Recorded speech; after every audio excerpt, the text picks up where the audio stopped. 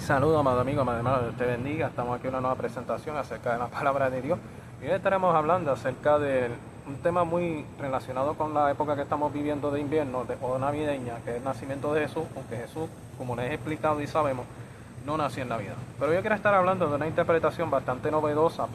Yo sé que les va a resultar de mucho interés para ustedes y les resultará interesante. Yo me quiero estar basando en el Evangelio según San Juan, capítulo 1, verso del 1 al 5, que dice, a la gloria de Dios. El principio era el verbo, y el verbo era con Dios, y el verbo era Dios. Este era en el principio con Dios. Todas las cosas por Él fueron hechas, y sin Él nada de lo que ha sido hecho fue hecho. En Él estaba la vida, y la vida era la luz de los hombres. La luz en las tinieblas resplandece, y las tinieblas no prevalecieron. No. Y la luz en las tinieblas resplandece, y las tinieblas no prevalecieron contra ella. Así que yo quiero estar hablando acerca de esto. No prevalecieron contra ella, ¿no? Y las tinieblas no prevalecieron contra ella. Ahora sí.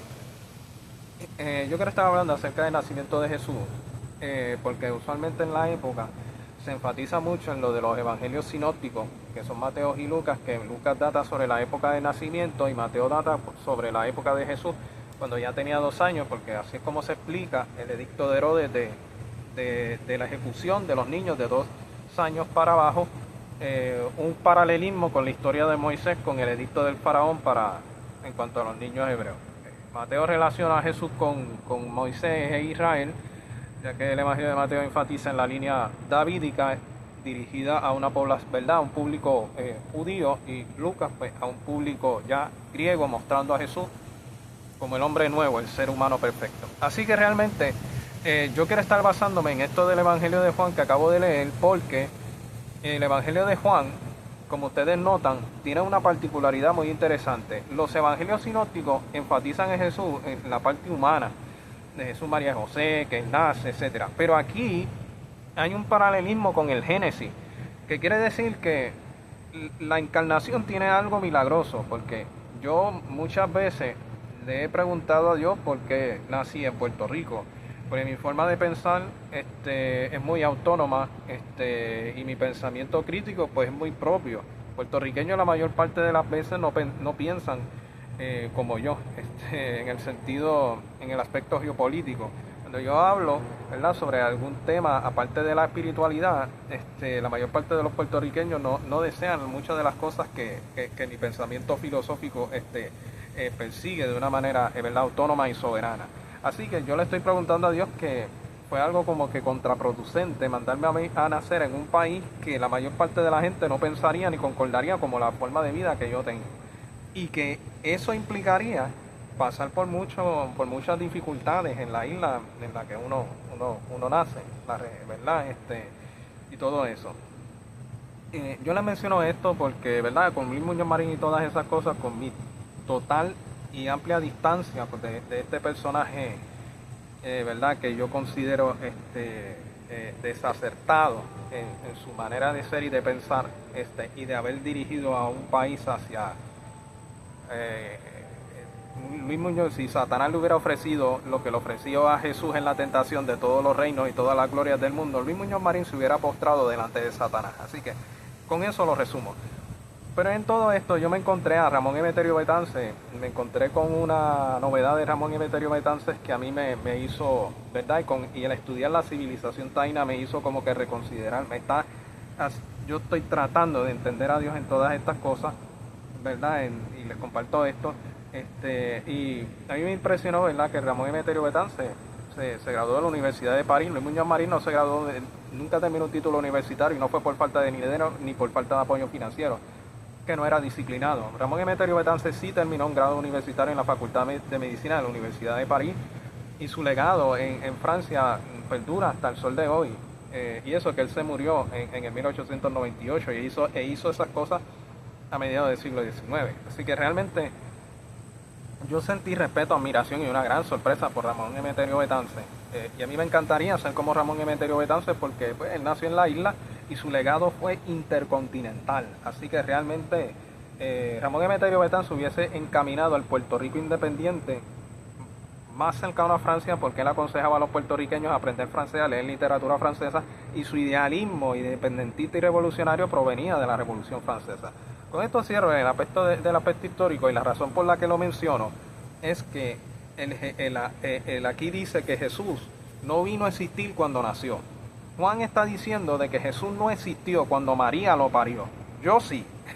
Yo sí existí con el día que me parieron. El día que yo nací fue que yo vine a existir. Pero Jesús dice aquí que estaba desde el principio y que este verbo, es decir, el logos, ese conocimiento alto que solamente era alcanzado por los dioses, un concepto de Heráclito de allá, de filósofo de la antigua Grecia, y Juan está diciendo de que ese conocimiento se encarna en Cristo y que Cristo encarna la gloria y el carácter de Dios cuando se humanó y que habitó entre nosotros.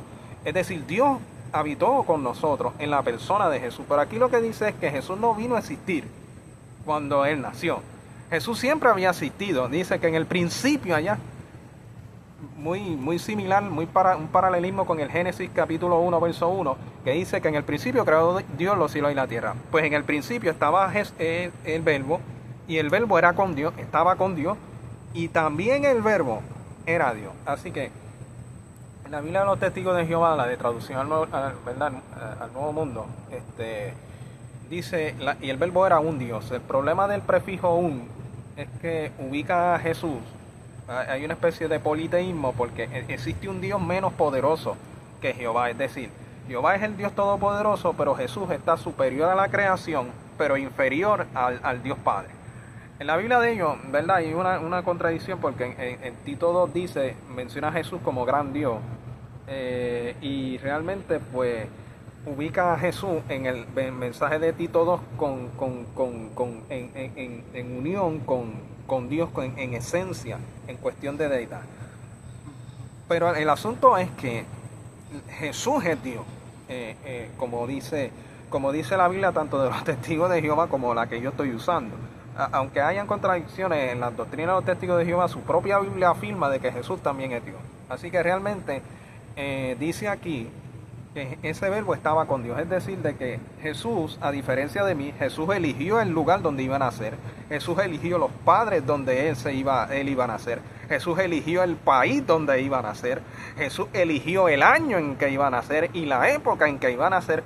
Todo eso lo eligió Jesús antes de venir al mundo, porque la encarnación es eso. Jesús se encarna voluntariamente en la persona, en el vientre de María. Es decir, María es llena del Espíritu Santo, ¿verdad? Y a través del Espíritu Santo, por obra del Espíritu Santo, Jesús llega a este mundo. Es decir, de que Jesús no vino con la naturaleza caída del pecado. Es decir, de que Jesús no tuvo las luchas que yo tengo, en el sentido de que yo tengo que ayunar y orar para que el viejo hombre pues no tome control de mi vida y me haga vivir una vida que no es correcta delante de Dios. Es decir, de que mientras yo más me acerque a Dios, menos la vieja naturaleza va a tener control de mí. Jesús no tuvo ese problema. Así que realmente, y aún así Jesús oró y ayunó para darnos ejemplos, pero Él no fue tentado de la manera de que por cosas que a mí me llamaran la atención. Él fue tentado en todo porque no tenía la vieja naturaleza caída, y si no la tiene, pues yo soy tentado en algunas cosas, pero Jesús fue tentado en todo porque no tenía la vieja naturaleza caída y no vino con eso. Y nunca perdió la comunión con Dios. Hasta que murió en la cruz y resucitó, él nunca pecó, es decir, él nunca se separó de la comunión con el Padre, aunque Jesús la tuvo más difícil que Adán, porque Adán solamente tenía que tomar, había una sola mala decisión que él tenía que tomar en el huerto del Edén. Pero Jesús tenía tenía que tomar muchísimas más buenas decisiones porque vivió fuera del huerto del Edén. O sea, no solamente fue tentado en el desierto, sino durante toda su vida.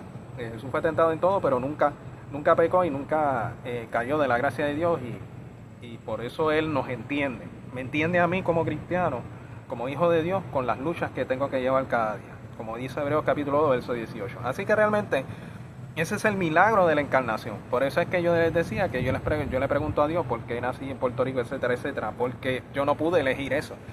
Dios nunca me preguntó antes de yo nacer, mira Juan, ¿en qué país te gustaría nacer? Eso, nosotros venimos con lo que nos dieron. Nuestros padres son nuestros padres, nuestra familia en nuestro país, en nuestro país, nuestro bagaje, verdad, personal es personal, de lo que sea, todo lo que nosotros todo eso vino en el paquete junto con nosotros. Yo no elegí eso. Ahora Jesús sí eligió porque Él era Dios, Él podía elegir, Él había existido desde siempre, y en el momento en el que que era oportuno que Él llegara a la tierra, Él se manifestó. Así que en este momento, en la Biblia va más allá, que dice en el verso 2, este era en el principio con Dios. Es decir, de que en el momento que se crearon los cielos y la tierra, ya Jesús existía. Y dicen que todas las cosas por Cristo fueron hechas, o por el Verbo fueron hechas, y sin Él nada de lo que fue hecho en la flora y la fauna de este mundo, y en los astros, en los cielos, no fue hecho. Es decir, de que el creador de todas las cosas se encarnó en la persona de Jesús. Así que realmente ese es lo milagroso de la encarnación. Que la encarnación no es cualquier cosa, porque decir de que Jesús se encarnó no es cualquier cosa, y se sigue encarnando, porque yo a través de las autobiografías espirituales, ¿verdad?, mediante mis lecturas devocionales, yo les digo a la gente que es una forma en cómo Dios se encarna en mi diario vivir, y cómo mi diario vivir se vuelve extraordinario porque Dios se encarna en mi cotidianidad. Así que a través de la lectura devocional y autobiografías espirituales, a través de las lecturas devocionales y autobiografías espirituales, Dios se encarna en mi vida, y así mi vida toma un mejor sentido. Así que realmente Juan dice que aquella luz verdadera en el verso 9 alumbra a todo hombre venía a este mundo. En el mundo estaba y el mundo por él fue hecho, verso 10, pero el mundo no le conoció. A lo suyo vino y los suyos no le recibieron. Mira eso, Jesús desde antes de venir ya tenía un plan antes de encarnarse, y era ir a lo suyo, es decir, al pueblo de Israel. Él decía, Él se encarnó para ir al pueblo de Israel, pero no le recibieron. Y dice, pero a todos los que le recibieron, es decir, sin importar si eras israelita o no, les dio, a los que creen en su nombre, les dio potestad de ser hechos hijos de Dios, los cuales no son engendrados de sangre, ni voluntad de carne, ni voluntad de varón, sino de Dios. Es decir, hechos hijos de Dios, en el sentido de que ya en Cristo, ya no soy hijo de Adán, porque a veces la gente dice, si no eres hijo de Dios, eres hijo del diablo. Bueno, en parte es cierto, en el sentido hijo del diablo en que le perteneces a Satanás, estás bajo su dominio, pero realmente no eres hijo de Satanás, eres hijo de Adán, bajo la cautividad de Satanás. Pero cuando paso a ser hijo de Dios, sigo siendo hijo de Adán, pero con la naturaleza de Dios, que es el amor de Dios, que me impide a mí vivir como un cautivo de Satanás. Así que realmente, porque a veces hubo un predicador que aquí muy conocido, que le decía hijo del diablo a todo el mundo, y mucha gente, y alguna gente reaccionaba diciendo que no le gustaba mucho el estilo de predicar de él.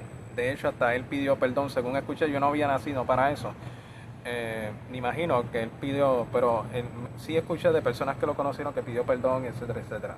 El asunto es que a veces las personas agarran un texto, no lo analizan bien y hacen de eso una doctrina y comienzan a atacar a diestra y de siniestra y llamar hijo del diablo a todo el mundo. Realmente no es que seas hijo del diablo porque él te haya engendrado, sino hijo del diablo en el sentido que estás cautivo bajo su influencia, pero eres hijo de Adán.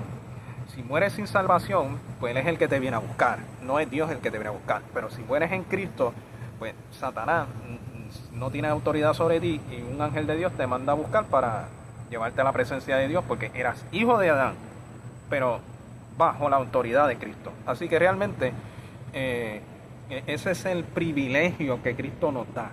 Él fue rechazado por lo suyo.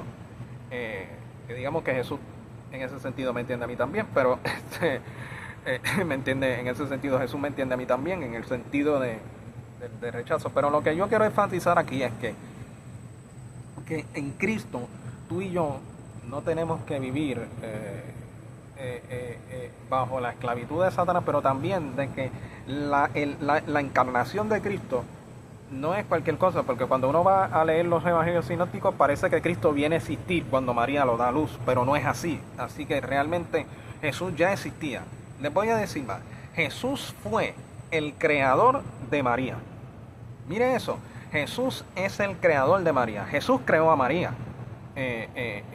Y el creador de María se encarnó en el vientre de la criatura que él mismo creó. Mire eso, Jesús mismo dice, yo soy la raíz y el linaje de David. Es decir, yo soy el creador, la raíz, antes de David. Yo soy antes de David, pero también soy el linaje de David. Porque Jesús era del linaje de David, nació del linaje de David. Así que Jesús es Dios. Y eso es lo maravilloso de la encarnación. Jesús crea a María y se encarna en el vientre de María. Jesús desciende de David, del linaje de David, pero es el creador de David, es el Señor de David.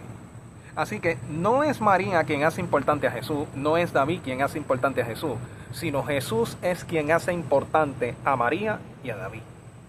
Así que realmente ese es el milagro de la encarnación. Así que cuando hablemos de la encarnación y del nacimiento de Jesús, no lo podemos ubicar como que vamos aquí a poner un pesebre como si Jesús hubiera comenzado a existir en el pesebre. O vamos a traerle regalitos al niñito rey, porque Jesús vino a redimirnos de la esclavitud del pecado.